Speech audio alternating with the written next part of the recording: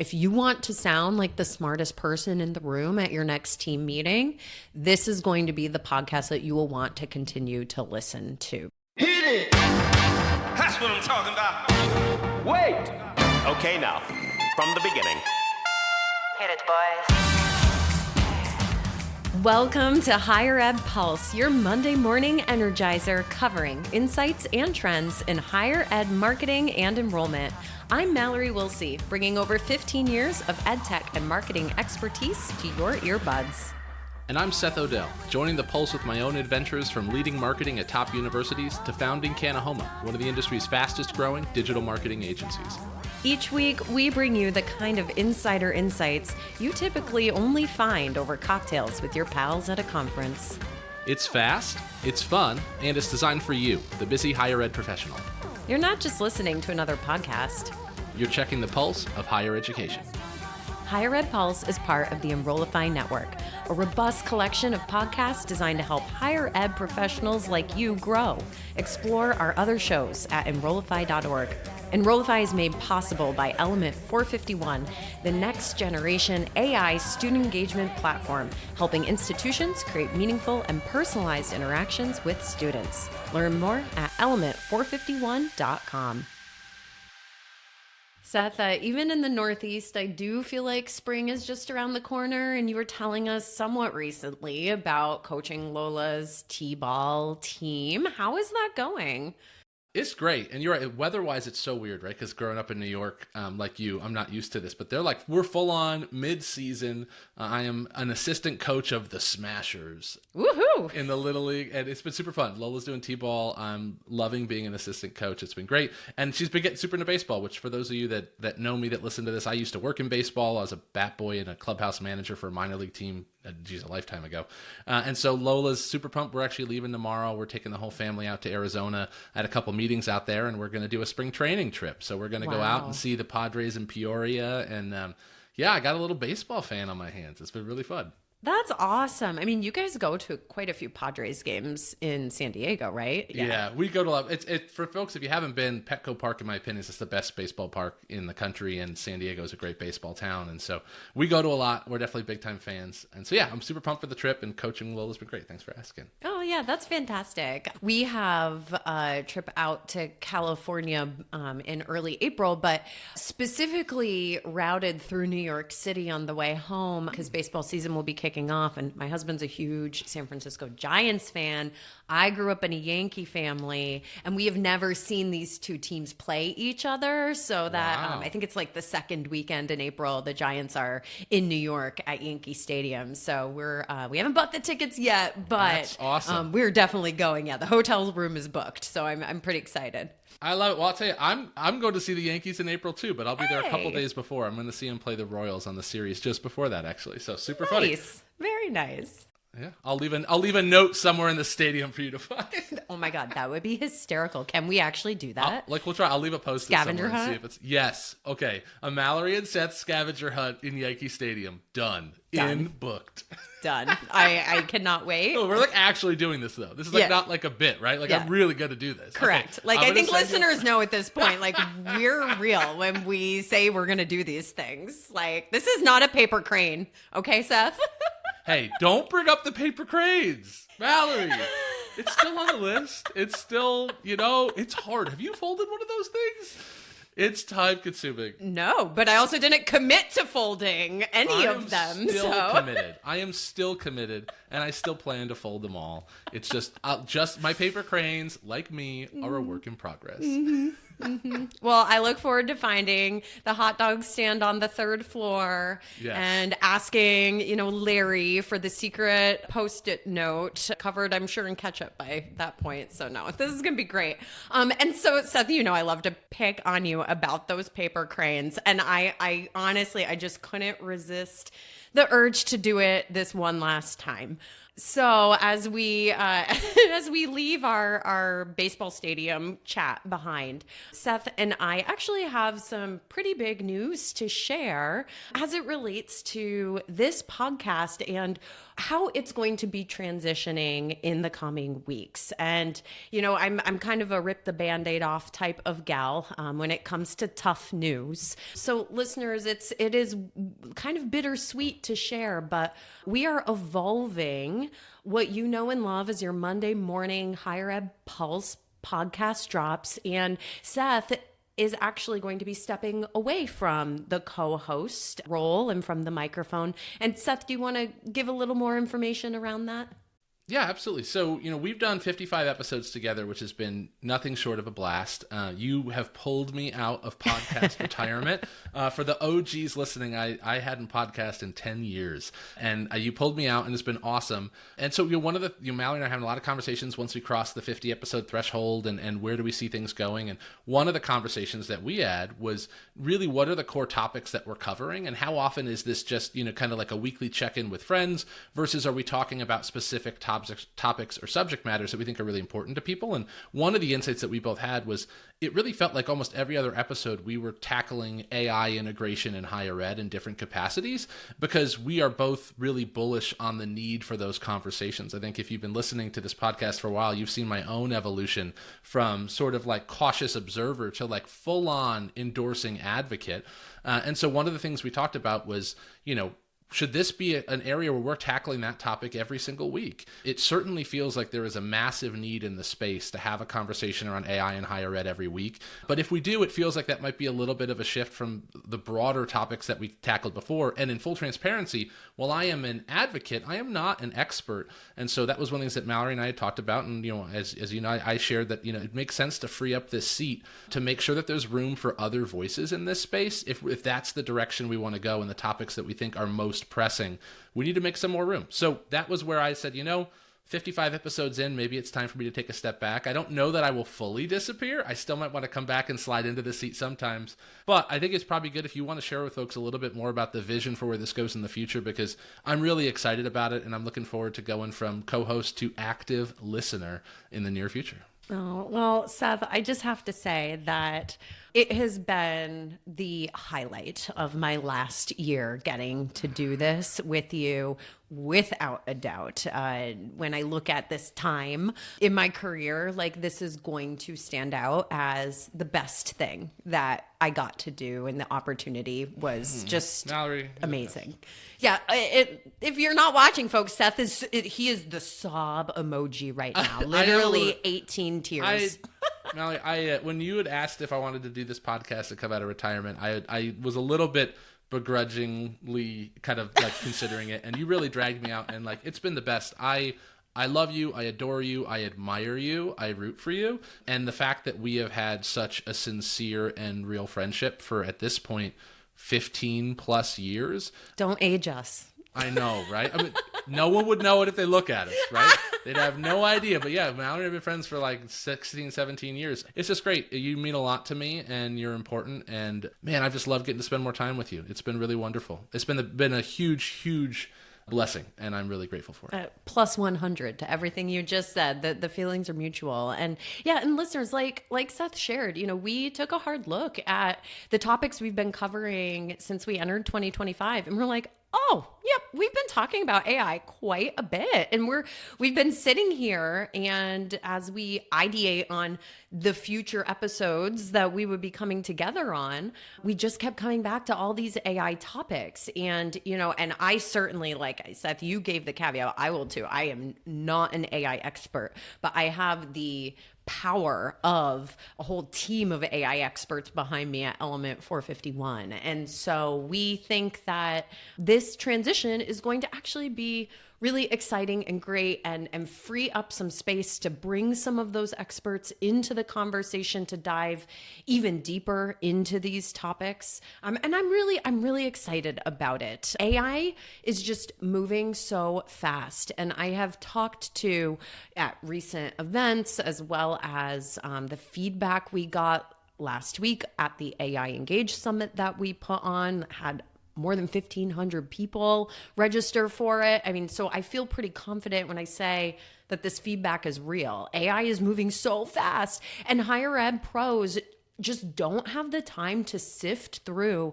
every report, press release, or hot take on LinkedIn when it comes to the latest and greatest or the newest technology. And that is why the show is really needs to evolve. I mean, it's in service to you, the listener, so that you have a clear and digestible and weekly insightful breakdown of what actually matters when it comes to artificial intelligence in higher education. And we're seeing from that first party view, given Element 451's rapidly expanding customer base and the products that the company sells, like we are seeing how this adoption is going and where the industry needs to continue to be educated to make really smart decisions about investments in the technology and what that means for their teams and how to evolve those teams to meet these future needs of students and their communication expectations in this very AI-driven world. I totally agree, Mallory. I just think we need to always be pushing the bar on the topics that need to be had and the space we need to make for this kind of dialogue. And for me, I think there are just so many experts in this space that don't necessarily have a platform and a microphone. And I'm so excited for you to be able to seek them out, to be able to foster these conversations, go beyond the headlines and really dive into kind of like what is the information people need to know. And that part I think is so key in like your ability to serve as like an editorial voice in this space, because there is a lot of noise in the AI space, and the ability to filter through that and say like, no, where is the really interesting breakthroughs that are happening and where do you really need to be pushing conversations on your campus? And so for me, it feels like a natural evolution. We were moving our way there already when we went back and audited all the topics we covered, and it felt more and more natural to move that way. And so for me, it feels like a great evolution of the podcast. I'm excited for it, and I just appreciate being a part of this chapter, and I'm excited to be a listener for the next. Amazing. Well, okay, let's dive into a couple specifics. And then, Seth, I'm not going to let you go before we just kind of reflect on some of our favorite moments from the last year. But listeners, so here's the soundbite. Like, if you want to sound like the smartest person in the room at your next team meeting, this is going to be the podcast that you will want to continue to listen to. Because like we've said, I'm going to be dropping tight, high-impact episodes that break down the latest AI news that's shaping this industry without any fluff. It is going to be facts. It's going to be fun, but we're filtering out the noise and just focusing on the real implications around this technology for colleges and universities.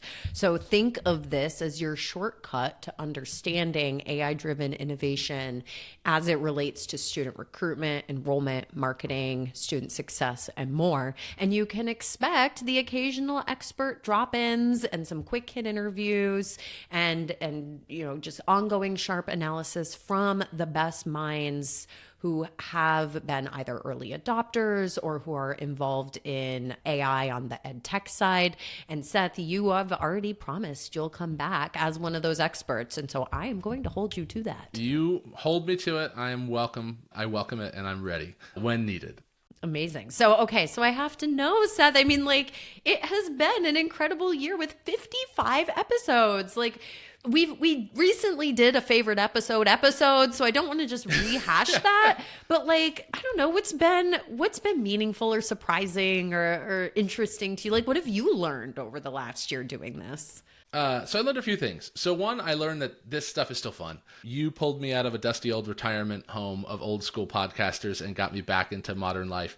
And that was great. I've really been enjoying stepping away from my work, like running an agency day to day and getting a chance to hop on and talk about stuff. So that's one for sure. The second thing is probably professionally. It's been the most interesting is I was really extremely cautious a year ago on AI and like almost a contrarian on it. And I may have even described myself as that at one point. And now I am like full on like transitioning my business into an AI enabled agency. I've made major investments. We're building our own workflows and tools. And I have come full circle, and that has been largely due to the conversations that you pulled me into that I may not have been in on my own naturally. So like candidly, it's been a huge impact on me and my business and changed the way I think about things. So that's been a huge help. And then the third was it's just been a great reminder for me that we have such a unique and special community in this space. The fact that those of you listening, you make space, in your ears to bring us in and to have these conversations.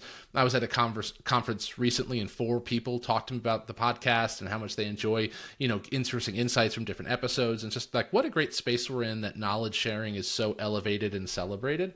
So I don't know, those are a few for me. Outside of your chance to see me each and every week, what else has been big for you when you reflect on our past 55 episodes? I mean, I feel like I'm mourning the loss of, a weekly recording here. I am a text away and a FaceTime away. Don't worry. I will not let you get away that easy. I'm just going to FaceTime you in every week when I do the recording, so you're forced to, watch. No, I'm kidding. I'm kidding. Perfect. I'm in. I think, Seth, I have learned so much from you over this past year. And I really mean that. We collaborate on these topics and we always send each other a couple notes, except when we're, bringing 5 books to the conversation or whatever.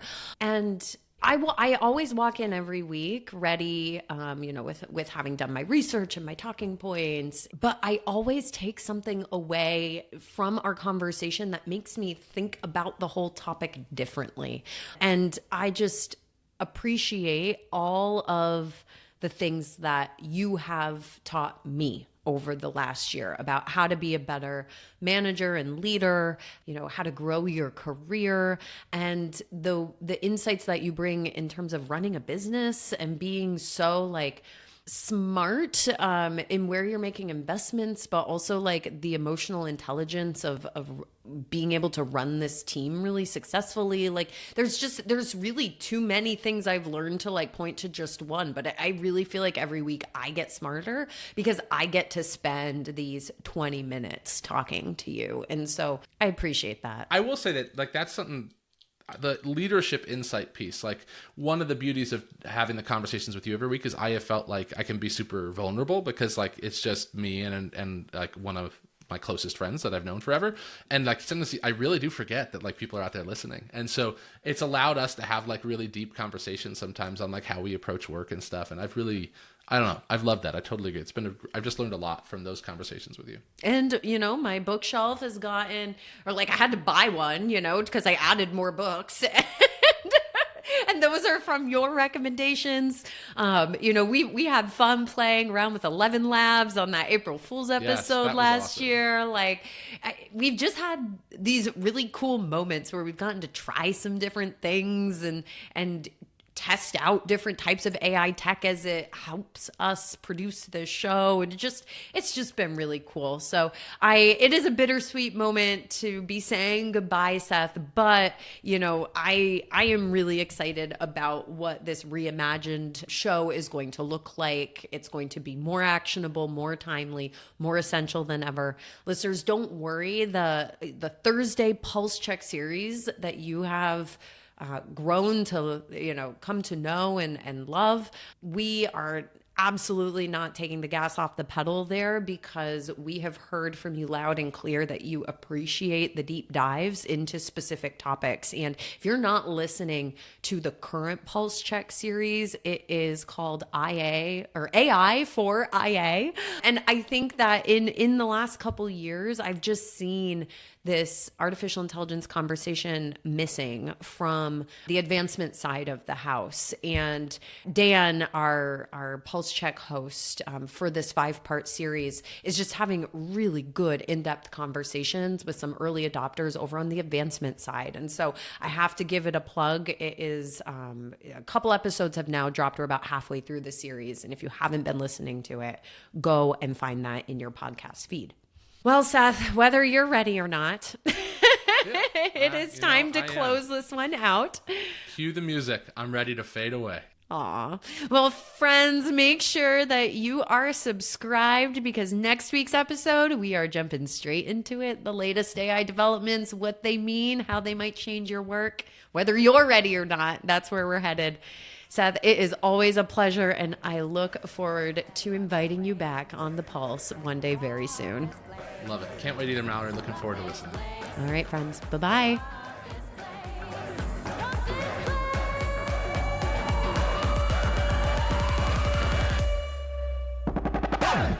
The Higher Ed Pulse is part of the Enrollify podcast network. If you like this podcast, chances are you'll like other Enrollify shows too.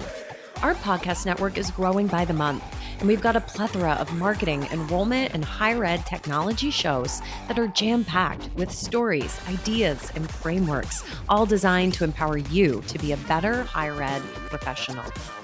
Our show helps higher ed marketers and admission pros find their next big idea and features a selection of the industry's best as your hosts. Learn from Brian Gross, Eddie Francis, Jenny Lee Fowler, and so many of your favorite leaders in higher ed. Enrollify is made possible by Element 451, the next generation AI student engagement platform, helping institutions create meaningful and personalized interactions with students. Learn more at element451.com.